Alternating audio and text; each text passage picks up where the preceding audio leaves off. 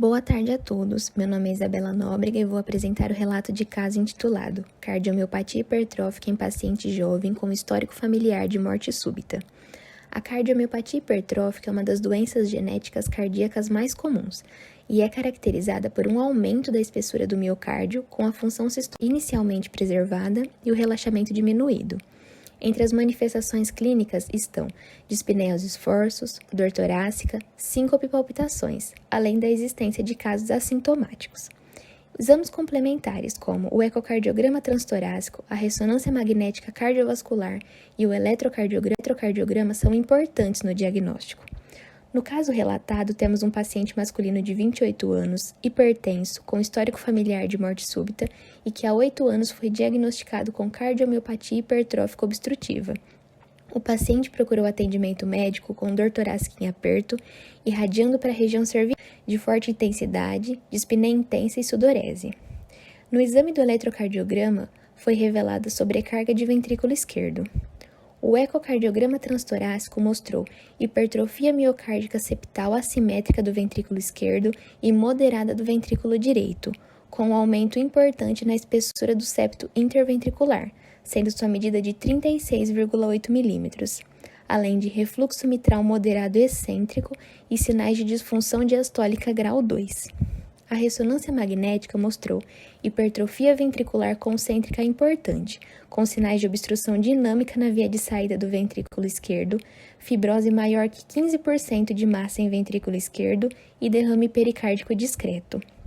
O Holter mostrou episódios de infradesnivelamento do segmento ST e extrasístoles ventriculares bimórficas, isoladas e bigeminadas. Devido ao risco de arritmia maligna, foi indicado o implante de cardiodesfibrilador implantável, e esse foi realizado com sucesso. O uso do cardiodesfibrilador implantável é indicado quando há um ou mais fatores de risco maior para a morte súbita. E como o paciente possui histórico familiar de morte súbita, ele pode ser enquadrado na classe 2A de recomendação para o implante do cardiodesfibrilador. Também é importante ressaltar que há uma relação entre a fibrose miocárdica e a cardiomiopatia hipertrófica, sendo que a presença de massa fibrótica maior que 15%, como no presente relato, pode levar a uma chance até 2 vezes maior de morte súbita. Concluímos então que a cardiomiopatia hipertrófica é uma doença genética e seu diagnóstico depende de exames como o ecocardiograma transtorácico, a ressonância magnética e o eletrocardiograma. A estratificação de risco para a morte súbita é essencial e a implantação do cardiodesfibrilador implantável é uma importante alternativa terapêutica. Obrigada. Olá, meu nome é Marcela Brito e eu vou apresentar um trabalho que eu fiz juntamente no meu grupo sobre um relato de caso referente à hipocinesia e dilatação do ventrículo direito por Covid-19.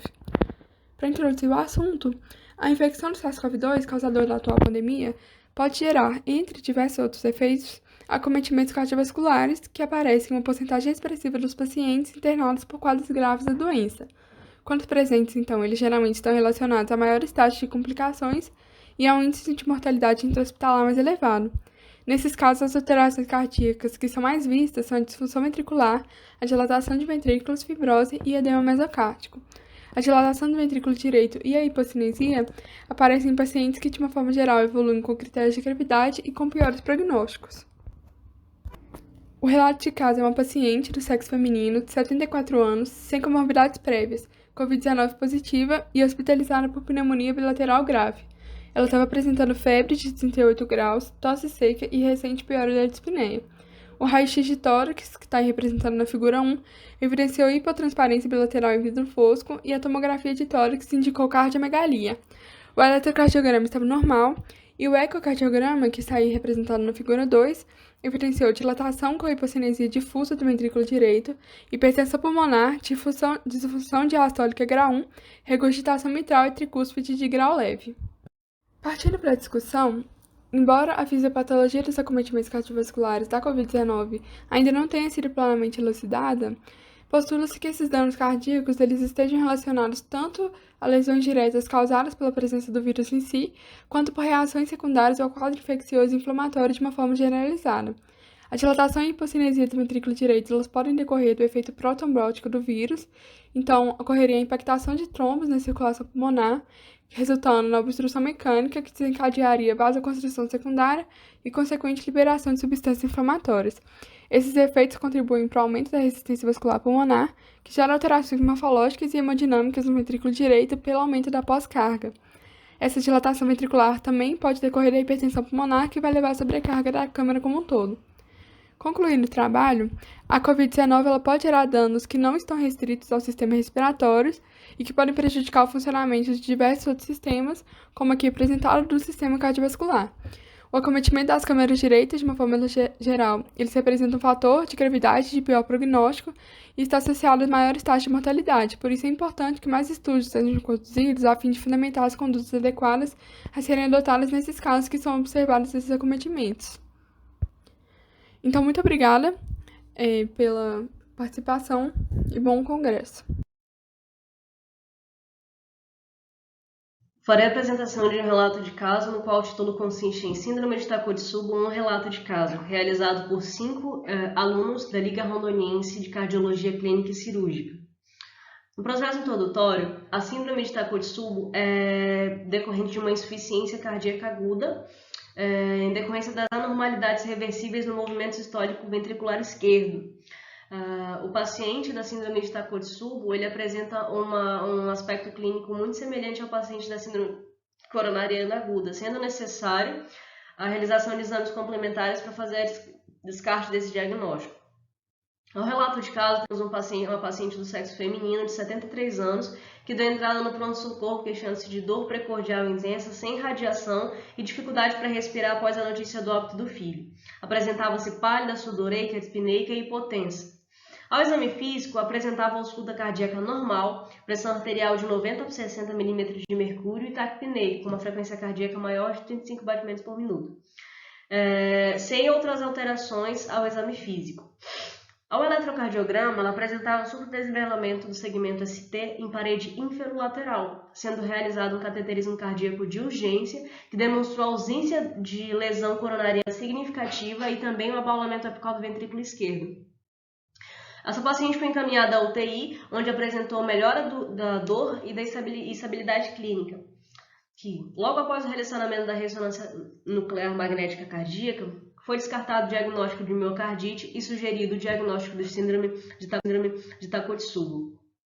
Na discussão, é importante ressaltar que o quadro clínico de infarto agudo do miocárdio com supra de ST, associado aos achados do cateterismo, da ressonância e os fatos precipitantes descritos pela paciente, como o óbito do filho, a idade avançada, causa, o tabagismo, sugerem um diagnóstico de síndrome de Takotsubo, certo? Sendo assim, ela preenche os 4 critérios da tabela de Mayo Clinic, como a hipocinésia do ventrículo esquerdo, ausência de lesão coronariana, alteração eletrocardiográfica sugestiva, supradesenvolvimento de ST e ausência de miocardite, que, de acordo com essa tabela, o diagnóstico sugere cardiomiopatia de Takotsubo.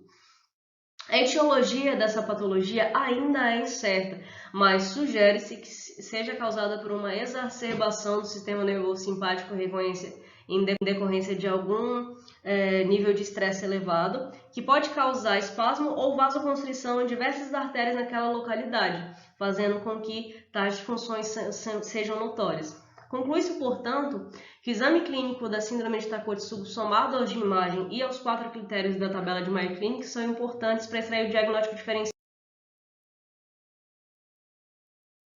Então, gostaria de me apresentar. Eu me chamo Natália, sou acadêmica de medicina e queria agradecer à comissão organizadora do evento pela oportunidade de falar sobre esse tema tão importante que é a Covid associada à miocardite e manifestações arritmogênicas através de um relato de caso. Bom, pela introdução, sabemos que 12% dos pacientes com coronavírus apresentam lesões miocárdicas e que estão associados a um pior prognóstico, pois essa injúria pode desencadear desde miocardites até arritmias, como vamos ver agora. Então, temos um paciente do sexo feminino, 17 anos, que procurou pronto-socorro no 13º dia de diagnóstico de infecção por Covid, queixando-se de tontura associada a uma bradicardia importante de frequência cardíaca de 40. E na avaliação inicial do PS, foi feito um eletro em que a paciente se apresentava hemodinamicamente estável. O exame detectou períodos de bigeninismo ventricular e evidenciou a presença de bradicardia sintomática, que foi associada a um pequeno aumento de troponina. E durante o diagnóstico do PS, foi feito um eco na paciente que evidenciou a ausência de disfunção segmentar e mostrou também uma contratilidade preservada dos ventrículos. Mas, em decorrência do quadro, foi optada a internação da paciente na unidade semi-intensiva. Então, seguindo a complementação diagnóstica, foi feita uma ressonância cardíaca que detectou áreas de realce tardio não isquêmico, conforme descrito aqui no caso, sendo sugestivo então do padrão da miocardite. E além disso, foi feito um Holter na paciente que evidenciou períodos de bidinamismo ventricular, taquicardia ventricular não sustentada e ritmo idioventricular acelerado. E o que é importante citar é que pelo exame foi verificado que as arritmias, elas estavam desencadeando sintomas na paciente e que por conta disso, inicialmente, então, ela foi abordada com o uso de corticosteroide, colchicina e amiodarona endovenosa. Só que a paciente, infelizmente, não teve um prognóstico significativo. E, em decorrência desse evento, então, foi optada a diminuição do corticoide com o início da imunoglobulina, associada, então, a um beta-bloqueador. E após o fim da terapêutica, a paciente seguiu com bom prognóstico clínico e no holter de controle já não se apresentava mais a presença de taquiarritmia e extrasístole. Então, ela teve uma evolução importante com alta hospitalar e, por fim, no retorno ambulatorial, foi repetido os mesmos exames e estavam todos normais. Então, a gente pode dizer que a miocardite secundária ao COVID é uma patologia que está com uma prevalência importante devido ao nosso cenário atual e que é relacionada a piores taxas de mortalidade nessa população afetada e que grande importância que a gente pode tirar dessa lição do caso é que o diagnóstico e abordagem precoce direcionada do paciente está relacionada ao melhor prognóstico do quadro. Por fim, então, gostaria de agradecer muitíssimo vocês pela atenção e o tempo na minha fala, tá bom? Muito obrigada! Olá, meu nome é Tainá, sou acadêmica de medicina da FASE e hoje vou apresentar um relato de caso de pericardite por tuberculose apresentando-se como síndrome consumptiva. Primeiramente, é importante conceituar que a tuberculose é uma doença infecciosa causada pelo Mycobacterium tuberculosis que pode acometer diversos sistemas do corpo humano. A pericardite, que é a inflamação do pericárdio, é uma complicação rara, mas importante da tuberculose e que pode acontecer de forma primária através da extensão da infecção ou por uma reativação da doença, e nesse caso o foco primário pode não ser aparente. Nesse relato de caso, uma paciente de 38 anos de sexo feminino chegou à unidade de saúde queixando de dispneia aos esforços há 20 dias associado a febre, astenia, inapetência e perda ponderal de 15 quilos nesse período. Ao exame físico, a paciente não apresentou nenhuma alteração, foi realizado exames laboratoriais e constou uma proteína C reativa aumentada. Foi feita a sorologia para HIV e a pesquisa do bacilo alcoácido resistente, o BAR, no escarro, que é o bacilo de Koch, a bactéria da tuberculose, e ambos foram negativos. O eletrocardiograma tinha apenas achados inespecíficos, foi realizada uma radiografia simples do tórax que constou uma alteração do índice cardíaco que estava aumentado.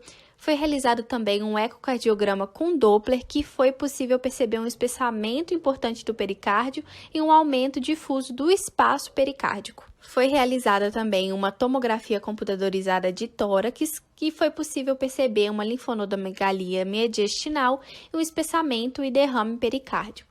Essa tomografia e esse eco é possível a gente observar na imagem 1. Constando, então, essa alteração do pericárdio, do espaço pericárdico, foi realizada uma biópsia pericárdica que foi possível ver um espessamento mesmo desse pericárdio e uma pericardite granulomatosa com a presença de BAR e necrose caseosa na microscopia. Com esse achado microscópico, a gente pode então diagnosticar a pericardite por tuberculose e a partir disso foi iniciado um tratamento com corticoide oral em esquema quádruplo antituberculose, que é o RIP, a rifampicina, isoniazida, pirazinamida e o etambutol. E esse tratamento resultou em cessação da febre e melhoras dos sintomas clínicos da paciente. A pericardite por tuberculose normalmente é uma complicação de início insidioso que tem achados inespecíficos que são difíceis de diferenciar de uma pericardite por outra causa. E o diagnóstico ele é feito através da identificação do BAR histopatologicamente e o acometimento do pericárdio. A pericardite é uma importante complicação da tuberculose que pode ter um desfecho potencialmente grave, podendo evoluir o paciente como pericardite constritiva ou um tamponamento cardíaco. E isso evidencia a importância de um diagnóstico rápido e uma intervenção precoce. Meu nome é Natasha e, sob a orientação da doutora Gabriela Miana Paixão, vou apresentar hoje o trabalho intitulado Amiloidose Cardíaca, Relato de Caso. A amiloidose é uma doença sistêmica que pode se desenvolver em várias partes do corpo. Temos a amiloidose cardíaca, que é rara e subdiagnosticada, na qual o espaço extracelular do coração é preenchido por um material proteinoide amorfo e fibrilar, conhecido como amiloide. Esse depósito pode levar a um distúrbio na condução cardíaca, cardiomiopatia restritiva, baixo débito cardíaco e comprometimentos atriais isolados. No caso, temos um paciente de sexo masculino, 51 anos, portador de insuficiência cardíaca direita com rápida progressão, NIRA 3, que veio ao hospital após um episódio de síncope. Apresentou turgência jugular a 45 graus, hepatomegalia discreta e exame neurológico sem alterações. Radiografia de tórax mostrou área cardíaca discretamente aumentada e pequeno infiltrado intersticial. Feito um ECG que evidenciou sobrecarga de átrio direito e baixa voltagem ao QRS, e um eco compatível com cardiomiopatia restritiva, como podemos ver na figura 1. Solicitou-se um Holter de 24 horas para avaliação da síncope, que evidenciou uma taquicardia supraventricular episódica e extrasístoles esporádicas, mas que não precisou de tratamento adicional. Foi realizada uma aspiração no tecido adiposo abdominal, entretanto negativo para a presença de substância amiloide. Foi encaminhado para o cateterismo cardíaco e para a biópsia de endocárdio com coloração vermelho-Congo, sendo confirmado o diagnóstico de amiloidose cardíaca, como podemos ver na figura 2. A amiloidose cardíaca é evidenciada quando em paciente com esse diagnóstico sindrômico, a área cardíaca é relativamente pequena e há alterações, tais como baixa voltagem ao ECG e padrão restritivo e infiltrativo ao eco, especialmente se houver amiloidose sistêmica conhecida ou outras doenças de coração tiverem sido descartadas. A despeito desses avanços em exames complementares, o diagnóstico da amiloidose cardíaca é ainda bastante controverso. A biópsia endomiocárdica é o padrão ouro. A positividade da amostra do vermelho-Congo fecha o diagnóstico de infiltração amiloide, mas não diferencia os seus subtipos. Há mais de 30 subtipos de proteínas amiloides conhecidas, mas apenas 5 frequentemente infiltram o coração, que são elas a imunoglobulina de cadeia leve, a transtirretina, que são a maioria, seguidas pela amiloide sérica A, imunoglobulina de cadeia pesada e a apoliproteína AL. As formas mais comuns possuem diferentes cursos clínicos e buscam diferentes prognósticos e formas distintas de tratamento. E aí isso faz com que possa aumentar o tempo de sobrevida do paciente. Como conclusão, é uma doença de difícil diagnóstico por apresentar sintomas que confundem com outras doenças cardiovasculares. Por isso é muito importante o entendimento da doença. Olá a todos. Nosso trabalho é um relato de caso de pericardite por sífilis. A pericardite e principalmente a sífilis são enfermidades frequentes em nosso meio. No entanto, a pericardite como uma manifestação clínica da sífilis é infrequente. Neste caso, temos uma paciente mulher de 38 anos, que há 16 dias apresentou síndrome febril, sendo diagnosticada com dengue, confirmada por NS1 e adequadamente tratada. Após 10 dias, iniciou o quadro de dor torácica aguda intensa, empontada, com irradiação para o dorso, piora a movimentação e ao decúbito dorsal e melhora ao sentar-se com o tronco inclinado para a frente, sem alterações em exames complementares. 4 dias após, teve piora da dor, associada a mialgia intensa, fadiga e ao exame físico atrito pericárdico. Foi diagnosticada com pericardite e tratada com corticoide, codeína e anti-inflamatório não esteroidal. Após 1 dia sintomática, o quadro clínico retornou com intensificação da fadiga, sendo então internada. A paciente referia história e exames negativos para infecções sexualmente transmissíveis, apesar de manter relações sexuais desprotegidas há 18 meses. Ao exame físico, encontrava-se em regular estado geral, sem demais alterações. De exames laboratoriais, PCR, VHS e troponina aumentados, teste treponêmico reagente, VDRL sérico 1:32 e VDRL no líquor não reagente. O anti-HIV e FAN não reagentes. E de imagem, um ecocardiograma revelou espessamento pericárdico. Logo então foi tratada com ácido acetil salicílico sem melhora. Tratada então com colchicina, prednisona e tramadol. Após a confirmação do diagnóstico de sífilis e de administração de penicilina benzatina, houve melhora dos sintomas. No Brasil, os casos de sífilis vêm aumentando desde 2010, apresentando-se em estágios e classicamente com sinais e sintomas em cada um deles, sendo o acometimento cardíaco mais conhecido e documentado na sífilis terciária. Entretanto, é uma doença com diversas manifestações. O diagnóstico de pericardite, nesse caso, se deu pelo quadro clínico de dor torácica característica e atrito pericárdico, sendo posteriormente sustentado pelos exames complementares. Sua etiologia foi definida, possibilitando o tratamento específico pelos testes treponêmicos reagentes, excluindo demais causas, sendo a dengue afastada pelo tempo de instalação incongruente com o achado na literatura, de em média 4 dias após o início da síndrome febril.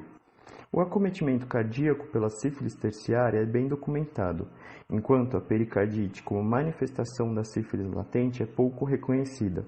Pela sua alta incidência e vasta possibilidade de apresentação clínica, a sífilis deve ser lembrada como possível diagnóstico diferencial para qualquer doença sistêmica. Sabe-se que a insuficiência cardíaca é considerado um importante problema de saúde pública e possui diversas etiologias.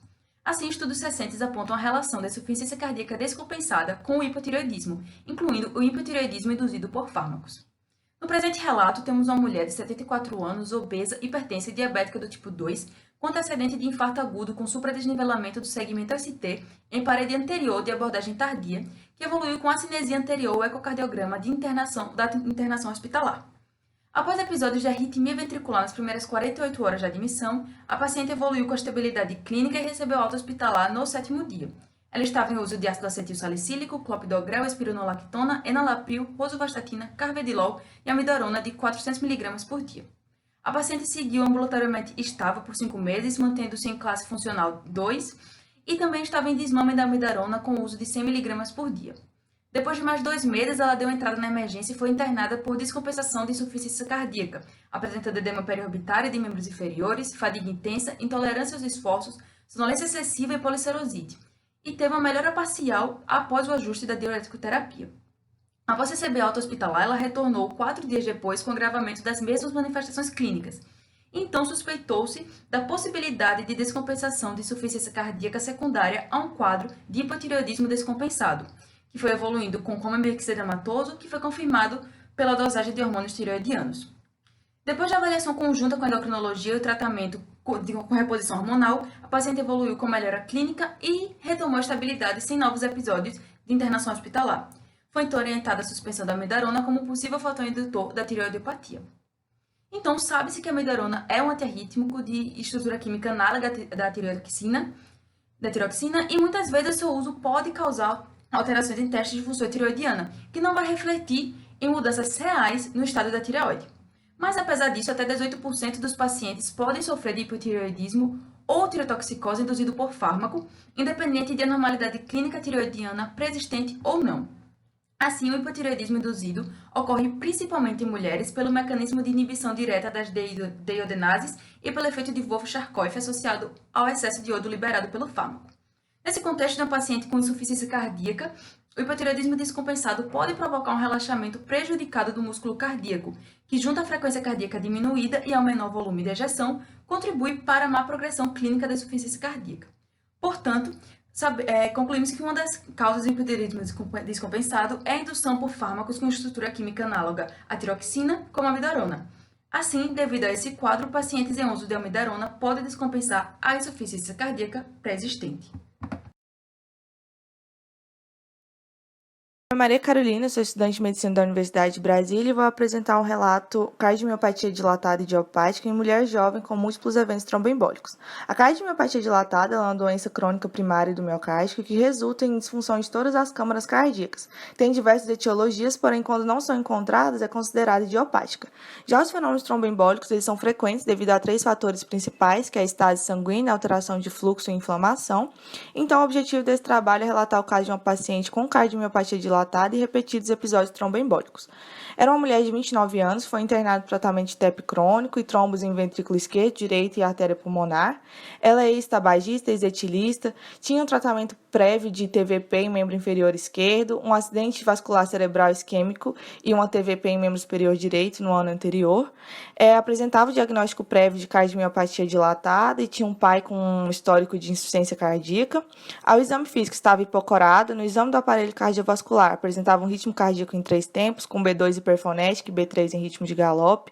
Tinha sopros sistólicos em focos mitral e tricúspide, 2 cruzes em 6, presença de turgência jugular e edema em membro inferior, maior à esquerda. E nos exames laboratoriais solicitados, os anticorpos antinucleares, antifosfolípidos e estudos genéticos foram negativos. Porém, a proteína C e S funcionais estavam abaixo do valor de referência.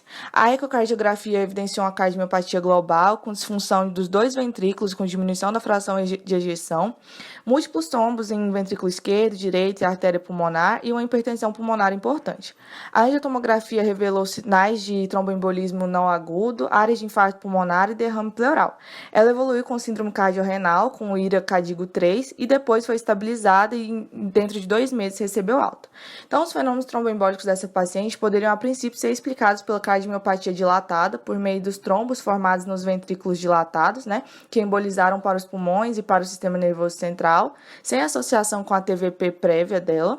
Porém, na investigação foi detectada também uma deficiência de proteína S, que pode representar, então, uma forma de trombofilia associada, mas que também ela ocorre após fenômenos tromboembólicos recentes. Assim, resta a dúvida quanto ao papel de cada um desses componentes nos fenômenos tromboembólicos e se tem alguma relação entre eles. Além disso, tem uma indisponibilidade de acesso a testes genéticos adequados que limitam a investigação da etiologia da cardiomiopatia dilatada. E por mais que ela tivesse um histórico familiar que apontasse para uma etiologia genética, restou a classificação de idiopática, refletindo então a inabilidade de fazer um diagnóstico específico. E, apesar de ser considerada idiopática, a conduta ela é iniciada com tratamento farmacológico, anticoagulação e deve haver uma pesquisa de trombofilia, porém não foi finalizada nessa paciente porque ela veio a óbito após uma parada cardiorrespiratória alguns meses depois. O presente relato de caso trata-se de um paciente masculino que nasceu a termo, por cesárea, com peso de 3 kg, 320 gramas e Apgar de 8,8. No 3º dia de vida, ele apresentou taquipneia, desconforto respiratório e saturação de oxigênio limítrofe em ar ambiente. O teste do coraçãozinho teve resultado alterado, então foi realizado um ecocardiograma, que revelou uma comunicação interatrial do tipo Ostium secundo de 10 mm e uma comunicação interventricular de 5 mm.